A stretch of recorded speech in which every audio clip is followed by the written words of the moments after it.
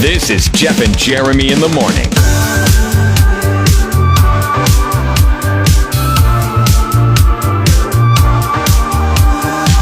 Learning a lot about Dave Grohl after the details of the fact that he had an affair and the person he had an affair with had his child on his Instagram post. So the tabloids started digging, and they couldn't find out much about the affair, but a lot of stuff that Dave Grohl's personal life is all about has come out. You know what kind of car Dave Grohl drives? I had to guess it's going to be pretty average car. Super average. Yeah. I at first I want to say Tesla, but then I'm like, no, it's probably like a Prius or some EV. Not an EV, Oh, no. I'm sorry, like a hybrid. No. A hybrid. No. Does he drive a truck? No. God, I hope he drives He a does. truck. He drives a truck! It's not one of those Tesla trucks, is it? No. What he is drives it? a Dodge Ram. Yes! He drives a Dodge Ram. Yes! Like a 1500? Just it's Probably a half the one ton? that he's in front of. I mean, it looks like the nicer trim. Yeah, it's a 1500. Yeah. Oh, God, I love Dave. It That's is a what I drive, 1500. Dave. I knew you. I liked you for a reason, Dave. You don't drive a Dodge Ram. No, I drive a 1500, same size truck. You got a half ton. Oh, you got okay. Yeah. Three-quarter ton, Yeah. you got a 1 ton. I drive a GMC, but that's fine. I have a friend that drives a Ram. Dodges are great. Dodges are more money. Well, not really. They're the same. That's all bad. He sold a house earlier this year. He bought the house for $569,000 in Sherman Oaks. And that was in 2001. He sold it in July of this year for $1.6 million. So it probably wasn't too nice of a house. 1.6 million. Hell, that's nothing. In Sherman Oaks, I know. It's Don't you have a friend that's got a house bigger than that? Well, I don't know how big his house was. He sold it for $1.6 million. Don't you have a friend that lives in a a house that's worth more money than 1.6 million? You have lots of friends. I have lots of friends. I mean, pretty much if you live in San Luis Obispo, you have a house that's worth $1.6 million. But they all went to college, right? They did. Okay. Poli-sci majors. So anyways, why are you And they bringing worked up the truck? 4 jobs. I love that you brought up the truck. You bring that up Because I just wouldn't think that. I wouldn't think that. He was, there was an interview.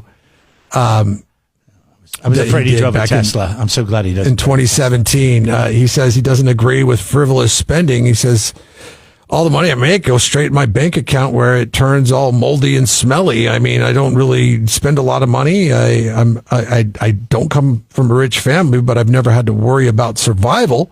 I've got a house that's just big enough. I don't waste my time thinking about how I could make more money when I've already got enough. I'm not a banker. I'm a musician. And it also stems from, he recapped a story once saying he was talking to The Guardian, and his mom was a public school teacher, and she had a stroke while filing her taxes, and he thinks that all those like more money, more problems type of thing, all the stroke was due to the fact that she was stressing out about the taxes. This is why less taxes are better, folks, because you don't want to have a stroke. Not more taxes, less taxes. Keep that in mind the next 60 days. He said, I remember coming back to the house that night alone with my sister and looking at the piece of paper she was writing to the IRS on as she started to have her stroke. So she was just sitting at the table writing a letter to the IRS. He thinks money will kill you. So refreshing. I mean, like arguably the biggest rock star currently, right? Yeah, currently the biggest rock star, worth $330 million, doesn't even know it, doesn't even care. I don't know. It comes across a little.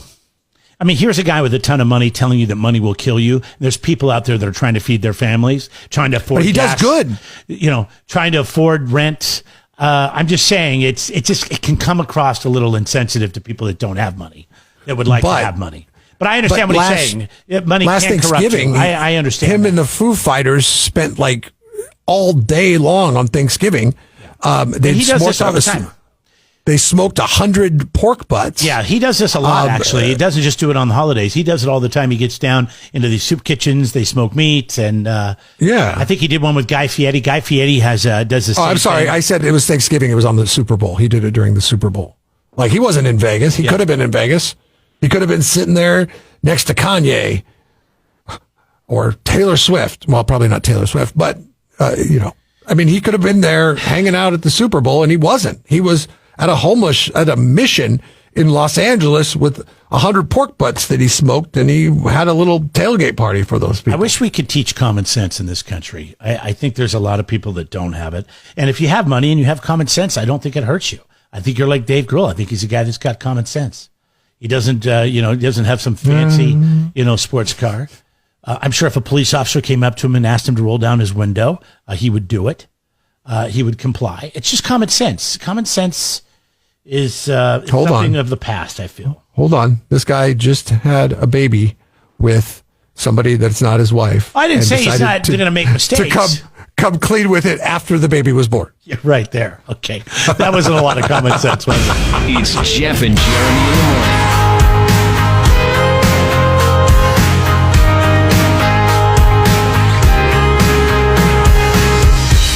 HR departments all over the place are constantly dealing with people in mental breaks, personal days is something that we've talked about, a personal day. And I'm not going to say it's a mental illness, but human resource departments. This is why I could never work in HR or management, because the minute somebody says I need a self-care day, I'd be like, yeah, take a lot of self-care days. Take them all. Right. All the days from here on out are self-care days. No, I can't do that. So that's why I don't work in HR or management. They're calling them mental health days, offering employees a so-called unhappy leave. And what this is it's an additional 10 days of sick pay is pretty much what it works out to be. It's something they're doing in this Chinese supermarket, where they're letting employees take 10 extra days off. It's not vacation. It's not sick time. It's unhappiness leave. So you get that on top of yours. I mean, I understand. People are stressed out. You need a day. Why should you have to be sick if you honestly need a day off? Take a day off. But do you need to have unhappy days? An unhappy day leave. Can you imagine owning a business and you had to do this? This was implemented on your... And it's like in our country, we're already having a hard time finding people to work. And now they're like, oh, yeah, I'm just unhappy. I'm going to need to take the next 5 days off. I'm not going to use all my unhappy leave, just half of it. So here's the thing. We've talked about this before. When people use sick days and they get caught doing something, like on Instagram or on Facebook, or so-and-so saw them out at the bar or something like that. Restaurant, whatever. They get in trouble, right? They would be reprimanded and maybe even fired in that instance. What happens if you're using an unhappy day and you are seen out in public actually being happy? Having fun? Laughing? Yeah. With a smile on your face? As an HR person, can you say, wait a minute, you're supposed to be unhappy today. That's what you called in with. No, I think then your rebuttal would be no. But look it, I took my unhappy day, working. And I'm happy now. It's working. I don't know what you're talking about. It's working. Come on. This is ridiculous. Soft country we're turning into. And here you want to turn it into a 4-day work week? And you want your 10 unhappy days? Come on. Coming up, a $4 million mistake made by an employee who was forced to do a 17-minute video apologizing and asking for their customers to return the item that he misrepresented, mispriced. This is all the cheese lady had to do yesterday or the cheese guy. Instead of baseball bat, just ask for the return of the cheese. 40,000 shoppers took advantage of this deal when it was priced the wrong way. We'll tell you what it was and how much he marked it down to. And is he going to keep his job?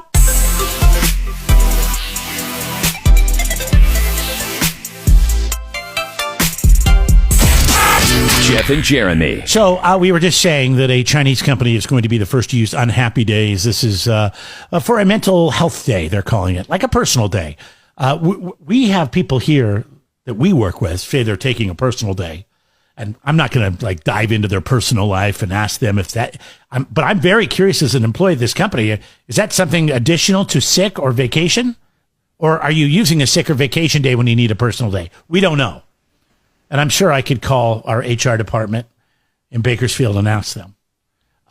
While you're doing that, ask them why we don't get days off. Like if we take a day off, why we have to make up all the work the next day.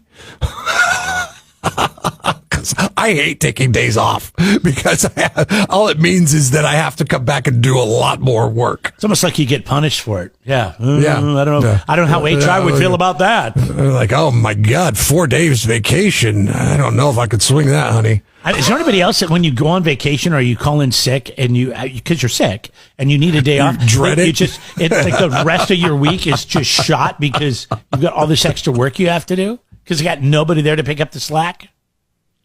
The economy is doing so well. Coming along. It's working, Jeremy. It's working. For a Chinese company was selling washing machines, accidentally mislabeled the products on the company's website and didn't notice it for 20 minutes. 20 minutes doesn't sound like a lot of time, but they had 40,000 shoppers that took advantage of this incredible deal. So, okay, hold up right there. My wife follows like a fair amount of people on Instagram that this is their job. They seek out like a deal that is it's called a glitch. That's what she calls it. She's like, oh, there's a glitch sale right now. Do you need this? And I'm like, how much is it? And so this happened with our pressure washer. And she's like, it's $30. I'm like, for pressure washer? And she's like, yeah. I'm like, yeah, get that. Get that. And then she'll click on it, and it wasn't a scam. I would have thought that was a scam. 60 to 70% of the time, it ends up being a dead link. Like they'd already caught the mistake and changed the price to it. But the pressure washer, we were able to push through before. See, I hem and haw too much about purchases. Is it a gas or an electric pressure washer? It's an electric one, but still, What's the PSA on it? Do you know? I have no idea. But it's a pressure washer, so it's a Sunjo. $30 is pretty good. Oh, Sunjo, yeah. Yeah, it typically it's like $160 or something like that, and we got it for $30. But that's funny because I ended up buying like a couple of attachments to it, so I ended up giving them money because the attachment's just a nozzle and a piece of plastic. So they made money off of me. But anyways, she follows these people, and I get a call, and she gets so mad if I don't see the text message. She's like, how come you didn't answer my text message about the glitch? And I'm like, what are you talking about? Are we playing a video game here or what? And she's like, the glitch on sale. Do we need this? And I'm like, oh, well, she's like, too late. It's like, why can't you just buy it? And if you don't want it, send it back. Because it's not like Amazon doesn't make these mistakes. Okay, it's like now. Weirdly enough, the pressure washer was Walmart, so we could have done that. And it was a mistake, and it was later corrected, but we got it at that price. Was she then mad at you the rest of the day because you didn't get back to her and you missed out on that glitch? Or no, but she will hold it over my head. She will say, oh, well, if we had, I was like, man, I wish we had one of these. She's like, I sent you that on a glitch 9 months ago. Wow. You sure could remember that. So what happened? You can't remember what I told you yesterday. What happened is, because in China, I could see somebody being sent off somewhere. Well, it cost the company nearly $4 million, this glitch. Holy cow. So it was a washing machine? The company has gone on, and they're asking people to cancel their orders or return the items. They made the employee do a 17-minute video apologizing, saying it was his fault, it was his mistake. Why? 17 minutes? China? Yeah, I know you did. Do you think this guy is still alive, let alone has his job? There's no word whether the employee is still employed. This is according to the South China Morning Post. Walking the face of the planet. Yes, breathing. We have no idea if he's still breathing. It's interesting because you probably didn't see the video, right? Because it's a guy talking in Chinese. Well, I have the video here, but he's in Chinese, so I don't know if it's... Does it look like a hostage video? No, he looks like he's working in a spare bedroom of his house, and he works remotely. So he's not at work. Yes. Hold on. There's the people at such and such company have been very nice to me. 电商平台应该是淘宝这边，淘宝网啊。 No, we can't understand it, but let's listen to the tone. 小天鹅 Does he sound like he thinks he's going to die? I 他 can't 称 pick 这 a 个 Chinese 这个运营人 tone. 员啊，他价格设置错误，标错价了，导致20分钟以内啊，这个价格啊，以这个进货价4、5折的这个。I don't hear the desperate plea for life in his voice, so I'm guessing he's still with us. But who knows? He's got kind of a smirk on his face, and he wrote this statement, and then he went on for 17 minutes to read it. God, that's a lot of writing. What was the price difference? Was it like Didn't go into the details. It just said literal pennies on the dollar? It must have been, because we're talking washer and dryers here, and 40,000 shoppers took advantage of it, and it cost the company $4 million. Jeez. Maybe he needs a unhappy day. Jeff and Jeremy.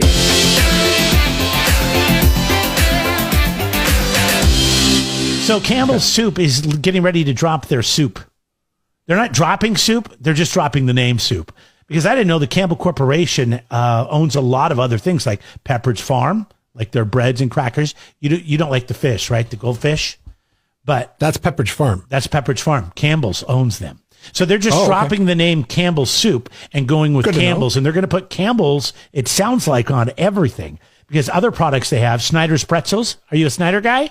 You like the Snyders? I like the old rolls. I'm just an old school guy. I don't know what to tell you. Also, I know the rolled gold sticks, or there's even better sticks. Like if you get it thinner, the thinner the stick is for the pretzel, the better it is. So if you could get super thin ones, those are the best ones. Oftentimes it's like grocery store brand. They do a lot of good stuff. Pace Picante salsa, that is also owned by the Campbell Corporation. For me, and for store-bought, on-a-shelf salsa, I don't know if it gets any better than their hot salsa.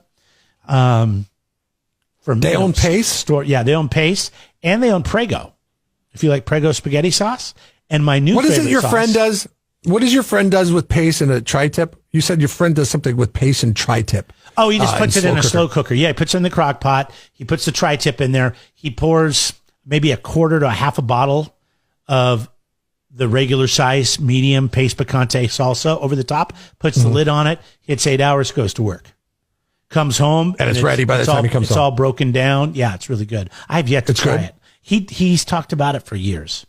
And I need to try it. Actually, I have a tri-tip. But man, I love super simple. The tri-tip is so, I don't know. It's like I've become really good at doing the reverse sear on the tri-tip. And I just had it the other night. It was one of my best yet. And that is to slow cook it on your smoker till it gets to 120 and then pull it out high on the barbecue flame grilled to sear it and get a little crust. Let it set for 20 minutes. While that's setting, you take some butter, some thyme, and some rosemary and garlic, and you throw it in a little thing. You melt it down. Right. Then you paste it. You baste it on, and then you cut it and serve it. Woo! That's right. Let's see those. That's real American ingenuity right there. Let's see those bastards at Campbell's try to do that. And let me tell you, I'm not bragging. I stole this off some fat guy on the internet. Sounds like you're bragging. Yeah, I stole it from a guy that's fatter than me on the internet who has a lot of followers. He's like a barbecue guy. Also, Rao's. Is it Rao's? Rose, RAO''S. I love their sauce. They own that? They also own that. Campbell Corporation. Wow. Does. And that's my new favorite red sauce. Plus, it's supposed to be better for you. I think it's called Rouse. Rouse? I think it's called Rouse. I've heard other people talk about it on the podcast. I've never had it. I just tried their white sauce, their fettuccine Alfredo sauce. Oh, yeah. Very, very good. Anyways, so they're dropping the soup name, but they are keeping the soups because their soups are obviously is what built that company. So it's just going to be called Chunky now? It's not going to be called Chunky Soup? It's going to be called Campbell's. Campbell's Chunky. Campbell's Chunky, yes. No more soup. Or Campbell's. We know it's soup. Condensed. We don't need to. We know what Chunky is. We know that soup. We don't need to be told. But what about condensed? I'm guessing you're going to start seeing Campbell's on their salsa, their Prego, their spaghetti sauce, pretzels. A little cross promotion. Kettle chips. That's important. You like the ones that say kettle? That's also Campbell's. They own that? Yeah. Campbell's makes some good stuff. Yeah, they really do. I'm a bit surprised. Campbell's Soup is a public company, so the rebrand will have to be approved by shareholders. So this is what they want to do. This is the new CEO, the direction he wants to take them. So if you notice a difference in labeling, and I just thought I'd bring this up because I had no idea they owned some of my favorite brands. It's smart because Campbell's Soup is seen as a value brand, but Rouse, Kettle, those two in particular are seen as premium brands. So if you could tie in the Campbell's name with their value name on the Rouse and the Kettle. If I go to a store and I see Rouse and I see Campbell, the price goes up. I'm thinking they bought it and it's now trash. So that's what I kind of think too. You also could be hurting yourself, so we'll have to wait and see. Yeah. Subscribe to the Jeff and Jeremy podcast now on Apple Podcasts, Spotify, Google, and YouTube. It's your Central Coast commute-friendly podcast.